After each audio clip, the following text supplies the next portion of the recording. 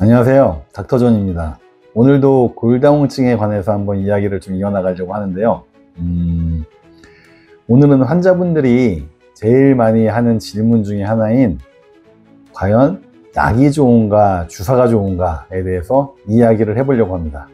일단 약이 좋은지 주사제가 좋은지 보려면 어떤 약들이 있는지 한번 봐야겠죠. 자, 이걸 한번 볼까요? 약이 이렇게 많습니다. 이걸 하나하나 다 이야기를 한번 해볼까 하는 욕심이 살짝 들긴 했었지만, 이렇게 하면 제 채널을 잘 안 보시지 않을까 싶은 느낌이 들어서 그만두기로 했습니다. 일단 우리가 목표로 삼는 거는 어려운 얘기를 하고 많은 얘기를 하는 것보다도 잘 알고 이해하는 게 중요하기 때문에 알기 쉽게 이야기를 해 나가도록 하겠습니다. 단도직입적으로 이야기를 해보면 주사가 좋은가 약이 좋은가, 결론이 이렇습니다.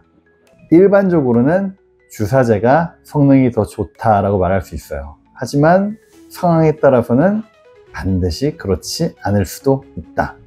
이게 답입니다. 좀 너무 당연한 결과인가요? 그럼 한번 이유를 한번 살펴볼까요? 우선 이야기하기 전에 지난 시간에 해드렸던 자기 골다공증 검사표 해석하는 거 혹시 다 보셨나요?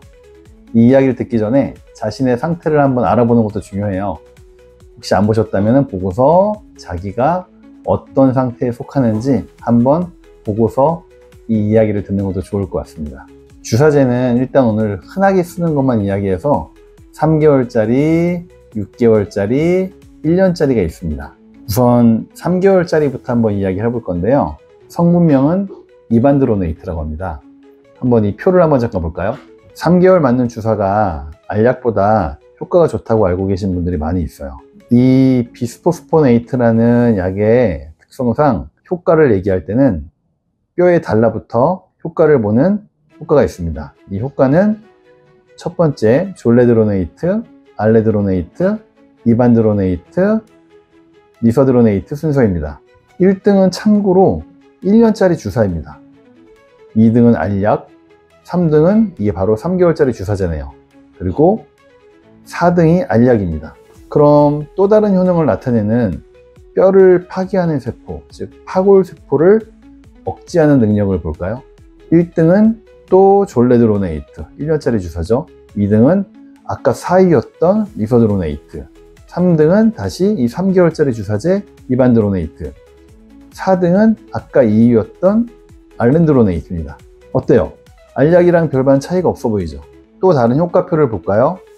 여기 보면 아까 말한 이반드로네이트가 이겁니다. 근데 옆을 보면 스파인이라고도 나와 있고 힙이라고도 나와 있고 또는 버테브랄이라고 나와 있어요.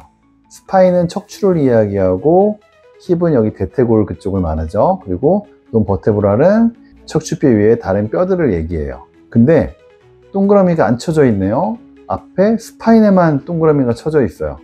힙과 또는 버테브랄은 없는 거죠.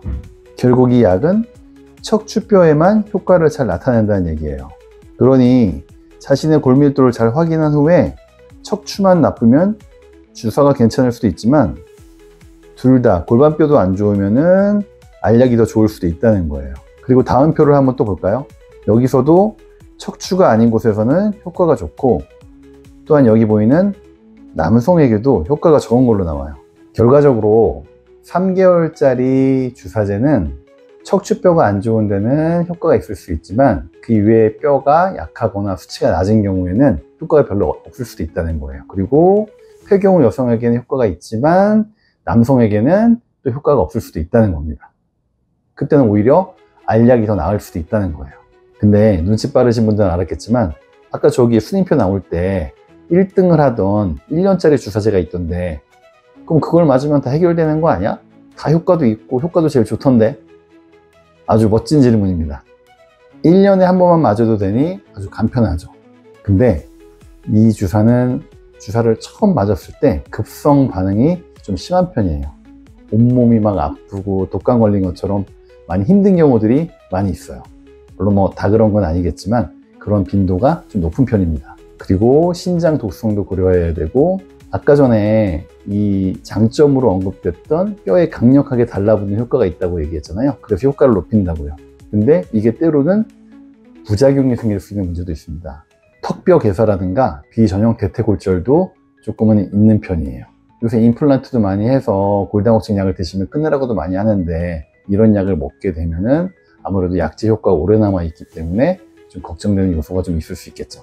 효과가 있는 만큼 고려해야 될 점도 좀 여러 가지가 좀 있는 겁니다.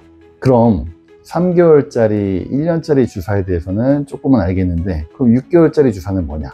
궁금하시겠죠? 거기에 대해서 얘기해 보면은 6개월짜리 주사는 데노스마비라고 하는 성분의 주사인데요. 아까 위에 언급했던 주사제들과는 조금 기전 자체가 좀 다릅니다.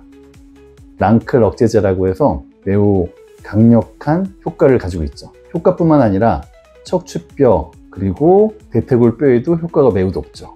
그리고 주사도 수액으로 맞는 것이 아닌 배에다 피하로 맞는 거라 아주 손쉽고 빠릅니다. 아, 이제 됐네요. 이걸 다 맞으면 되겠어요. 그쵸? 근데 정말 이게 다일까요? 이 주사는 효과도 좋고 6개월에 한 번 맞아도 되고 배에다 맞으니 편리한 장점도 있고 여러 가지 좋은 점들이 많이 있지만, 우리가 고려해야 될 점이 또 있습니다. 어찌 보면은 약의 효과가 너무 좋아서 생기는 문제일 수도 있는데요. 골다공증의 정도가 심하다면 당연히 이 약을 먼저 고려하겠지만, 애매하게 안 좋은 경우에 쓰면 어떻게 될까요? 다음에 결과가 너무 좋아지게 됩니다. 다음에 결과가 좋으면은 다 되는 거 아닌가요? 그럼 다음 연구 결과를 한번 볼까요? 이 결과를 보면 약을 끊으면 다시 확 안 좋아지는 경향이 생깁니다. 좀 전에 말했듯이 애매한 환자에게 쓰면은 너무 좋아져서 약을 투약 안 하는 경우가 생길 수 있는데, 그럼 그 다음에 약을 투약 안 할 때 골절의 위험이 높아져요. 그래서 이때 경구약을 다시 바꿔서 쓰면 되는데, 그때는 보험이 되지 않게 돼서 약을 비싸게 사 먹어야 되는 단점이 있는 거죠. 어때요? 주사제라고 해서 모두 좋은 점만 있는 건 아니죠. 그러니 상황에 맞게 잘 쓰는 것이 제일 중요합니다. 이 외에도 뼈의 합성을 도와주는 주사제들도 있는데요. 이론적으로 보자면은 골다공증 초기에 이런 주사를 먼저 맞고 그 다음에 지금 제가 언급한 주사들을 맞거나 약을 먹는 게 더 좋다고 되어 있지만, 실제적으로는 보험 문제 때문에 초반에 사용하기가 매우 어렵습니다. 조건이 매우 까다롭거든요. 실제 일반적인 병원에서는 처방하는 빈도가 없어서 오늘 이야기에서 좀 뺐고요. 자신은 돈과 상관없이 골다공증에 처음 걸렸을 때 무조건 좋은 치료를 받고 싶다 라고 생각하시는 분들은 이런 주사제를 고려해 보는 것도 괜찮습니다. 어떤가요? 이제 좀 정리가 되나요? 사실 상황에 따라서 여러 가지 선택지가 있기 때문에 좀 복잡하게 느껴지실 수도 있습니다.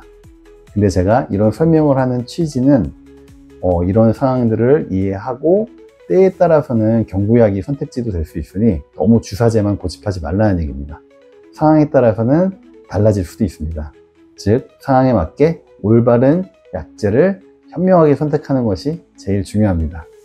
이런 내용들을 이해하고 담당 주치의와 함께 이야기를 해나가면서 올바른 치료를 받으셨으면 좋겠습니다.